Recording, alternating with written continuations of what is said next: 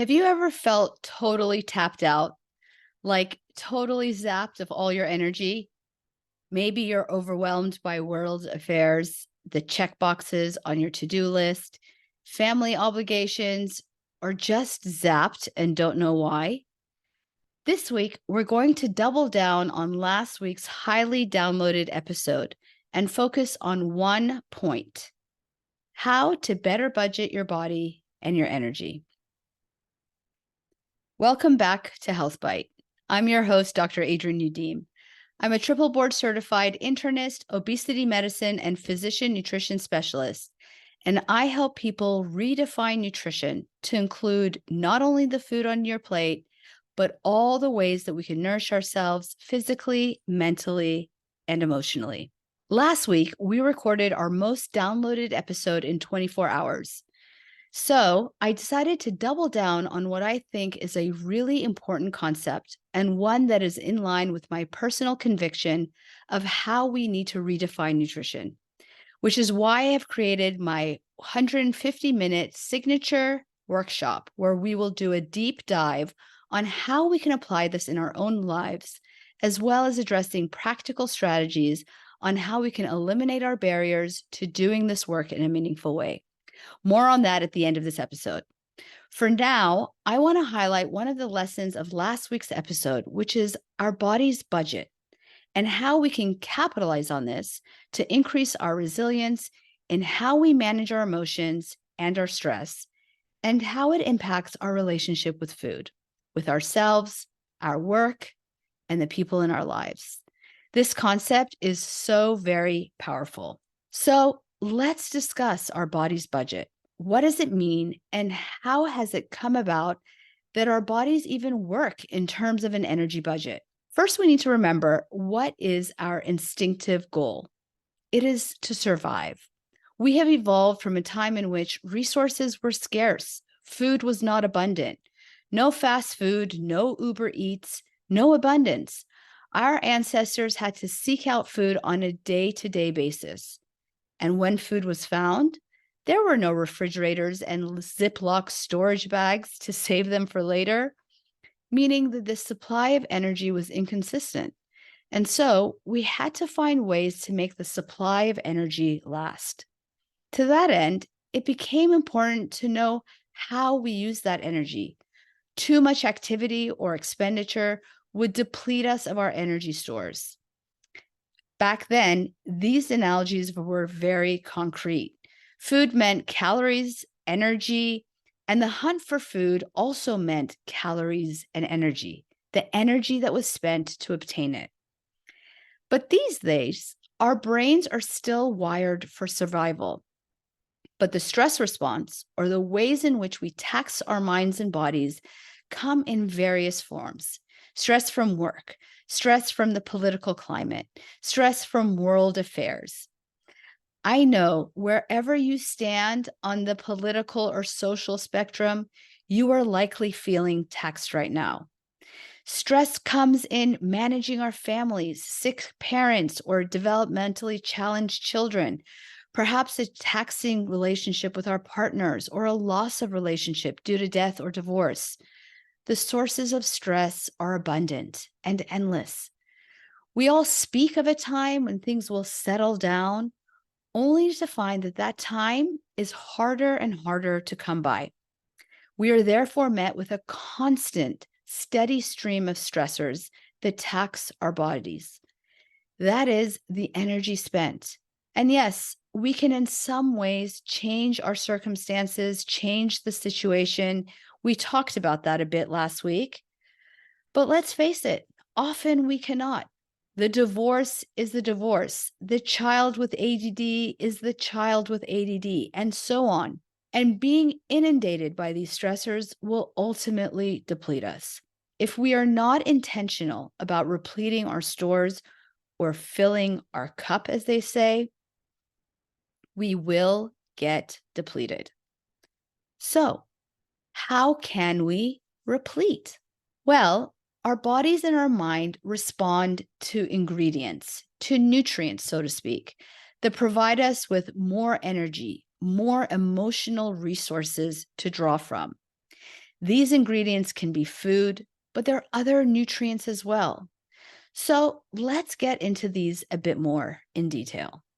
What about the food that we eat? We all know that we can fill ourselves with non-nutritive foods. You come home from a long and busy day where you forgot to eat or did not have time to eat, walk straight into your pantry and find a bag of chips. You eat enough chips, and at some point, you will feel full. But full doesn't mean nourished or satiated. The food that we eat does matter in terms of not only receiving energy, but the right energy. And it's worth asking ourselves, what kind of energy are we consuming? Is the goal to just fill up, or is it to nourish and to replete? Because merely filling actually leaves us more depleted in the long run. What if we thought about food truly as nourishment? My favorite example that I've mentioned so many times on this podcast is my cup of arugula. I just love arugula. In terms of energy, it's only 2 calories per cup. But in terms of nutrition, it offers over 30 vitamins, minerals, and antioxidants. So perhaps it would be a good time to discuss what vitamins and minerals really are. What do antioxidants do for us? These substances are essential to our bodily processes. They are cofactors in cellular development, in creating the hormones responsible for appropriate signaling and messaging in the body. They help coordinate our immune system. And these necessary substrates are essential to maintaining homeostasis or balance in our body. In that end, our bodies will get what it needs.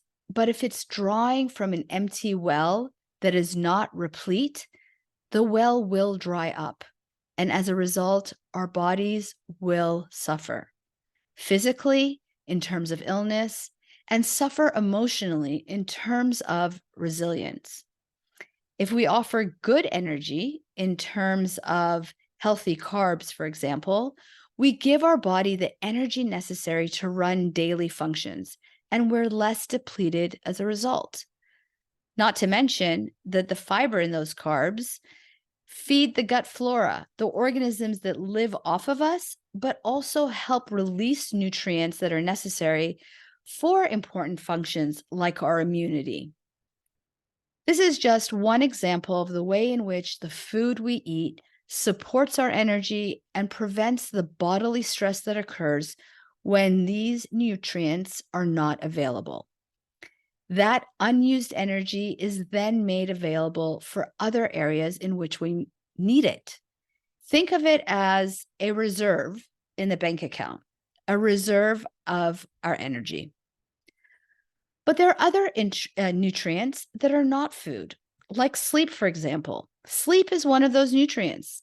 Sleep is essential for preserving and repleting our energy stores, not just because it's rest, but because a lot happens during sleep. Our bodies literally power down, reducing our metabolic needs. It clears out chemicals, unused neurotransmitters, helps consolidate memories, and prunes and primes our neurons or brain cells. Sleeping restores our energy stores, but it also reduces the debt of that day and prepares us, makes us replete for the following. When we're rested, we feel better. We all know this. We're less irritable. We're less depressed and anxious. Studies show this to be true. We are also more focused. We have more creativity. We have a greater ability to concentrate. We're less reactive in our relationships and better able to tolerate stress. And you can be doing all the right things to manage your emotional health and well-being. Maybe seeing a therapist, taking antidepressants. Maybe you have a coach or a guru. You read books, you breathe and meditate. But if you're not getting enough sleep, you are compromising your energy stores. And as a result, you're compromising your resilience, your ability to manage life's stressors. And the third thing that I want to discuss is the energy that we give ourselves in terms of a spiritual practice. For me, this is a catchphrase for all the contemplative ways in which we give ourselves time and space for reflection, for introspection, and for growth. This can include breathing and meditation, time in nature, journaling, prayer. It can include movement like yoga or Tai Chi, among many other things that we can do to create time, space for rebuilding our energetic stores. Engagement in these practices are, in essence, a personal timeout and a way to increase your body's reserve, your body's energy budget. Now, I know for some of you, it may seem like work to carve out the time and place for these practices. But you know what? The studies show that doing so is an essential way in which you can build up your natural reserve and therefore your resilience to the seemingly endless stream of chaotic events around you. Creating a bubble of space that is exclusively yours to reestablish personal calm and help you realign with yourself and rethink your priorities. Also, it is a way to offer greater emotional regulation to deal with the chaos around you without succumbing to it in a way that is depleting and draining. So I wonder, which practice resonates? Which of these might you incorporate and commit to? Because I promise the commitment will pay you back in dividends. And finally, I'm excited to share with you my workshop, a transformational event. Ditch the new year, new you shenanigans and create a sustainable approach to weight and wellness in the new year. We're just in the first month of February, and this is a time when we ditch our New Year's resolutions. But I want to invite you to rethink what those resolutions were to begin with. Perhaps they weren't aligned with what you truly wanted and needed for yourself. This workshop will help you address just that, being contemplative about what really is needed. What do you need in this moment to garner greater resilience, greater health, greater wellness, and well-being? In this workshop, I'll help you redefine nutrition beyond what's on your plate to receive actionable guidance on how to incorporate diet, sleep, movement, and some of these contemplative practices we discussed today into your daily routine. We will discover the profound link between physical and emotional hunger and help you break through barriers and self-limiting beliefs. And finally, you will get a chance to meet with me and ask all of your questions. I look forward to this time of conversation and community. So head over to the show notes and sign up today. I can't wait to see you there. Meanwhile, have a great week. Rethink some of these practices which you may want to incorporate. Maybe it's just giving yourself an extra 30 to 45 minutes of sleep this week. And I look forward to seeing you here again next week on Health Bite.